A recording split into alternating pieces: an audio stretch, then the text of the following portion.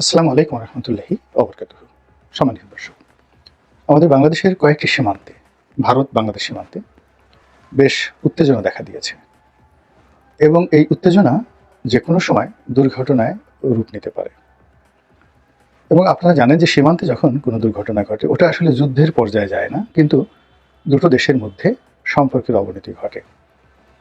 বাংলাদেশ সীমান্তে কাঁটাতারের বেড়া নির্মাণ করার চেষ্টা করছে ভারতীয় কর্তৃপক্ষ এবং তাদের বক্তব্য হলো যে কাঁটা তারের বেড়া নির্মাণ করার ব্যাপারে সরকারের সঙ্গে, এটা কি বর্তমান সরকার নাকি আগের সরকার সেটা তারা স্পষ্ট করেনি। তাদের বক্তব্য হলো যে সরকারের সঙ্গে তাদের একটা সমঝোতা রয়েছে এবং সেই সমঝোতা অনুযায়ী তারা সীমান্তে কাঁটা তারের বেড়া নির্মাণ করছে। ভারতীয় পত্রপত্রিকায় এই সীমান্তের এই উত্তেজনা নিয়ে নিদারুণ নেতিবাচক কথাবার্তা হচ্ছে, সেগুলো নিয়ে বলবো।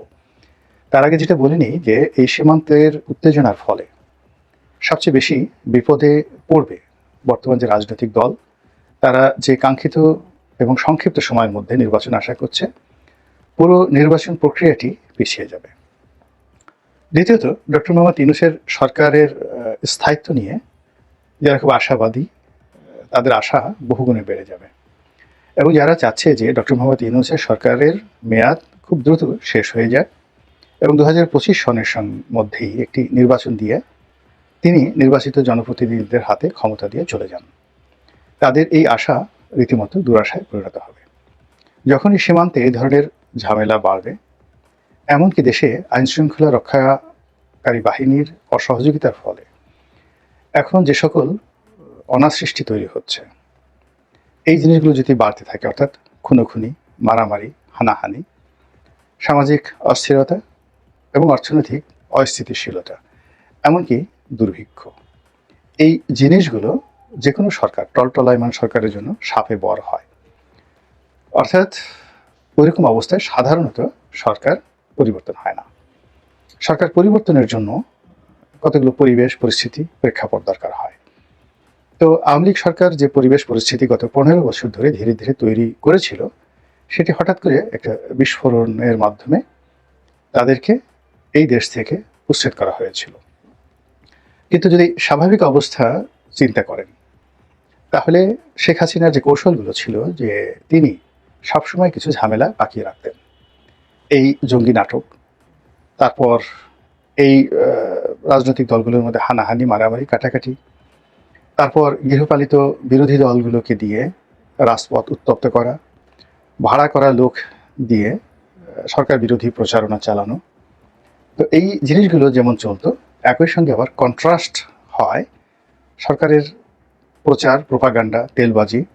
বিশেষ করে গণভবনে যখন প্রধানমন্ত্রীকে তেল মারা হতো সাংবাদিকদের দ্বারা এবং ব্যবসায়ীদেরকে ডেকে নিয়ে নিয়ে যেভাবে তিনি সেখানে একটা রীতিমতো ওষুধ বিক্রির মজমা যেখানে বলা হয়, ওই রকম আনন্দমুখর কৌতুক উদ্দীপক অনুষ্ঠানের আয়োজন করতেন।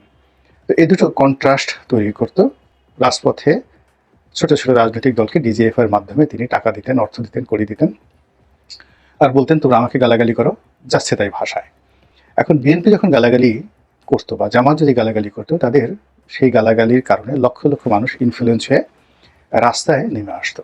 কিন্তু ধরুন ধলা, লেদু বা গেদু, এদের মতো মানুষ যাদের 15-20 জন লোক সবসময় তাদের সঙ্গে থাকে, তো এই 15-20 জন লোক সামনে নিয়ে তারা কোথাও শেখ হাসিনাকে খুব গালাগাল দিলেন, তারপর তাকে মসনদ থেকে ছুঁড়ে ফেলার হুমকি দিলেন, আর 15-20 জন লোক সেখানে বলল ঠিক ঠিক ঠিক।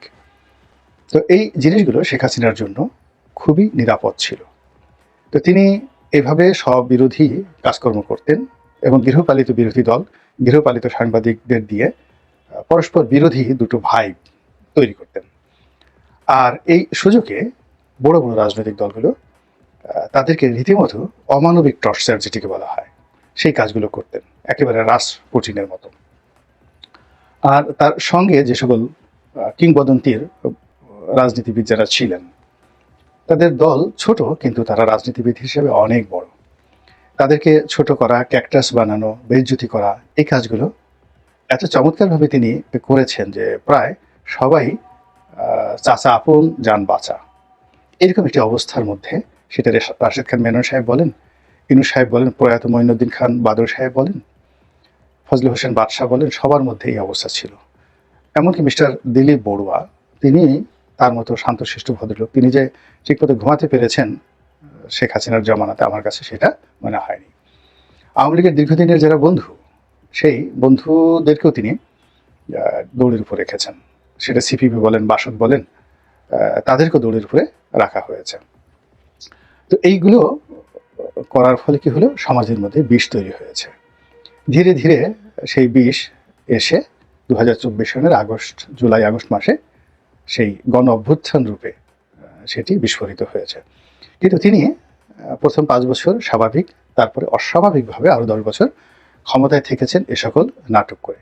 সেটা জঙ্গি নাটক বলেন, হেফাজতের 2 গ্রুপের গণ্ডগোল লাগিয়ে দেওয়া বলেন, কিংবা আপনার তাবলিগের 2 গ্রুপের মধ্যে বিভেদ বিসংবাদ সৃষ্টি বলেন, এই divide and policy, British rule এবং চাণক্য নীতি, সেই চাণক্য নীতির ফলে বা ম্যাকিয়াভেলির সেই নীতির ফলে তিনি টিকেছিলেন।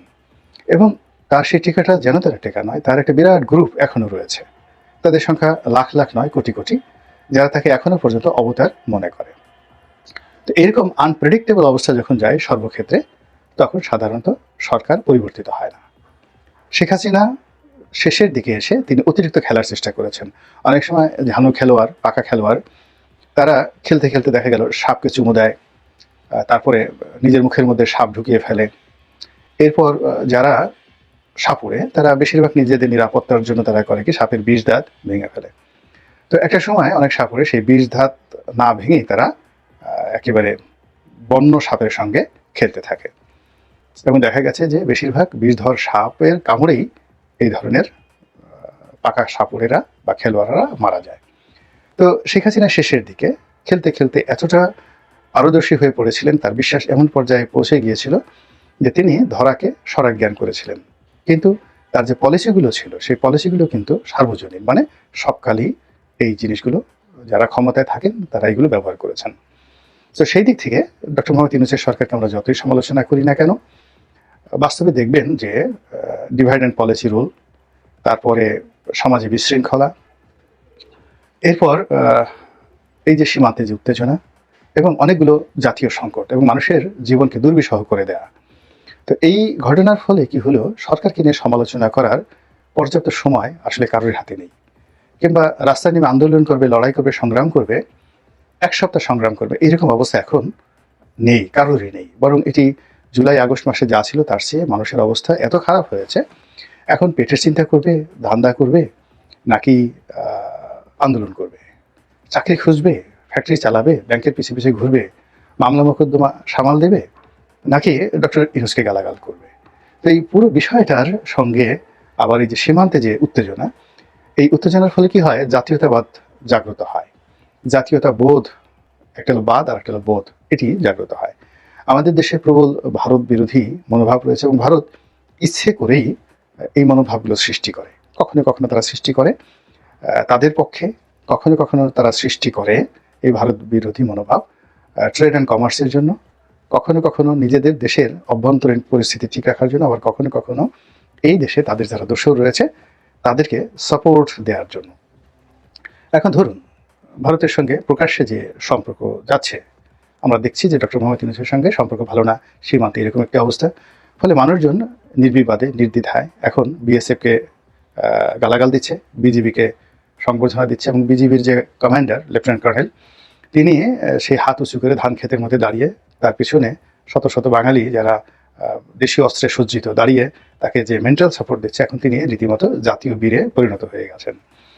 তো এই সকল ঘটনা মূলত বর্তমান সরকারের জন্য সাপে বর হয়ে দেখা দেবে, এবং এই সরকার তারা খুব ভালো করে জানে যে সামনের দিনগুলো তাদের জন্য কোনো অবস্থাতেই ভালো যাবে না। তারা এই মুহূর্তে যদি একটা নির্বাচন করে, সেটা কতটা অনিশ্চিত নির্বাচন, কতটা নিকৃষ্ট নির্বাচন, এটি বোঝা যায় যখন ডক্টর মোহাম্মদ ইউনূস বলেন যে আমরা আগামীতে যে ইলেকশন করব, ইতিহাসের সবচেয়ে সুন্দরতম নির্বাচন তারা করবে। তো যেখানে একটা থানার মধ্যে ওসি নিরাপদ নন, আত্মহত্যা করেন, একটি থানার মধ্যে ওসিকে আটকে রাখা যায় না, আসামি হিসেবে তিনি পালিয়ে বেড়ান, যেখানে ট্রাফিক পুলিশদেরকে দায়িত্ব পালন করানো যাচ্ছে না এখনো পর্যন্ত, চার রাস্তার মাথায় বড় বড় জ্যাম লেগে আছে, আর ট্রাফিক পুলিশ দূরে দাঁড়িয়ে দাঁড়িয়ে ভিডিও দেখছে। আমরা তো এই ঘটনার সমাধান এখনো করতে পারিনি। আজকে অনেকদিন হলো সেনাবাহিনীকে ম্যাজিস্ট্রেসি পাওয়ার দিয়ে দেওয়া হয়েছে।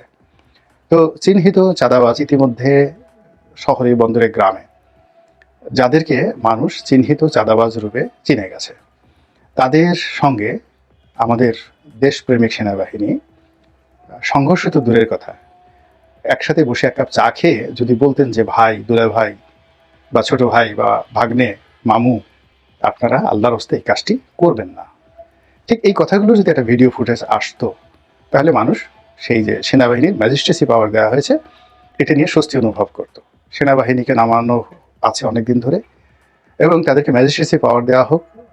বাংলাদেশে যে কয়জন লোক মানে এই বিষয় নিয়ে ওকালতি করেছেন, আমি তাদের মধ্যে অন্যতম। তো যাই হোক, তাদেরকে সেই ম্যাজিস্ট্রেসি পাওয়ার দেওয়ার পরেও কোনো পরিবেশ পরিস্থিতির উন্নয়ন হয়নি। তো সেই অবস্থায় যদি একটা নির্বাচন হয়, সেটা ইতিহাসের কত সুন্দর নির্বাচন হতে পারে সেটা আপনারা সহজেই বুঝতে পারেন। এবং ডক্টর মোহাম্মদ ইউনূসের মতো একজন বুদ্ধিমান মানুষ, কৌশলী মানুষ, সফল মানুষ যখন এই ধরনের কথাবার্তা বলেন, তাহলে ধরে নিতে হবে যে নির্বাচন সহসা হচ্ছে না, অনেক অনেক দূরে নির্বাচনের সময়। এবং সেটা বিএনপি যেটা আশা করছে 2025 সনের মধ্যে হতেই হবে। আর এই বর্তমান পরিস্থিতি বলে দিচ্ছে 2025 সনের মধ্যে হবে না। মহান আল্লাহ উত্তম ফয়সালাকারী, এবং তিনি গায়েবের খবর জানেন। আমরা শুধু পরিবেশ পরিস্থিতি দেখে যেভাবে অঙ্ক করার চেষ্টা করি, ঠিক ওইভাবে রাজনৈতিক পরিস্থিতি আপনাদের নিকট বিশ্লেষণ করার চেষ্টা করলাম। আসসালামু আলাইকুম ওয়া রাহমাতুল্লাহি ওয়া বারাকাতুহু।